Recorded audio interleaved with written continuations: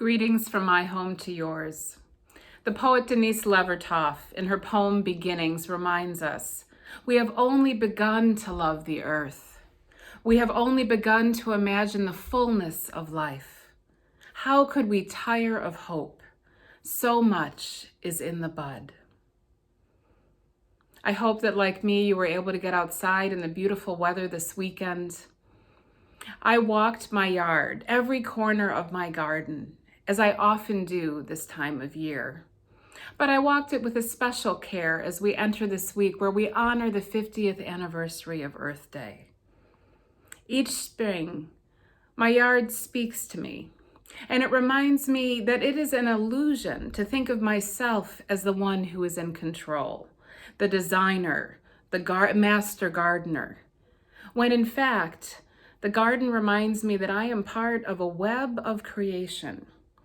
There are the places where the birds have scattered the seed. There are the places where the rabbits and the squirrels have made their presence known. There are the places where the perennials have reached underground to come up where I did not imagine them. And there are always the surprises of resilience, the annuals who were not supposed to come back, but who spring up with green leaves from the ground. Every year I walk my garden and I am reminded that so much is in the bud. And so much is both familiar and new. And I ask my garden, what is it that we will create together this year? What will we nourish for beauty and joy?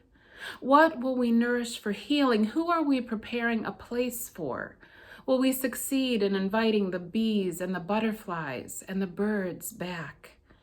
How will we honor this patch of earth as a place of healing and promise and hope?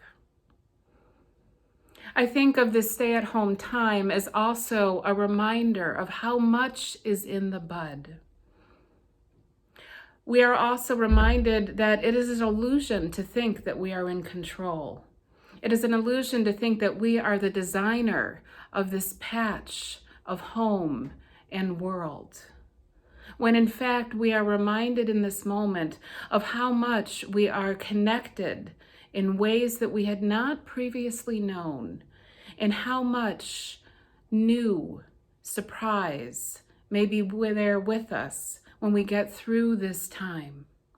For it may not be until we get through this time and walk our world with open eyes beneath the sunshine that we are fully aware of all that has changed and all that is waiting our renewed commitment to it.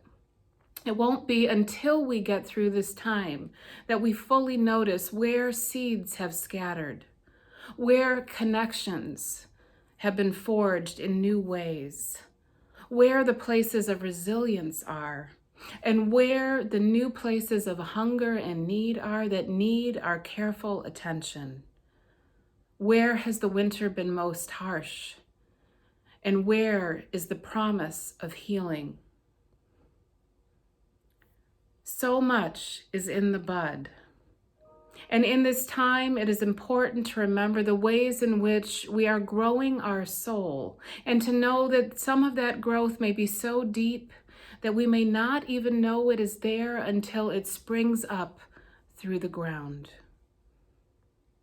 But this is the time to pay attention. This is the time to tend it. This is the time to know that when we grow a soul, we may need to be open to new commitments, new understanding, new ways of being. And so may we, as we enter into this week of honoring the 50th anniversary of Earth Day, may we get out and notice the ground beneath our feet, in our relationship to this patch of ground, and to all of the growth beyond us, beneath us, and within us. May we pay attention to all of the details and renew our commitment to the earth and to one another. For as the poet reminds us, we have only begun to love the earth. We have only begun to know the power that is in us if we would join our solitudes in the communion of struggle, So much is unfolding that must complete its gesture. So much is in the bud. So may it be.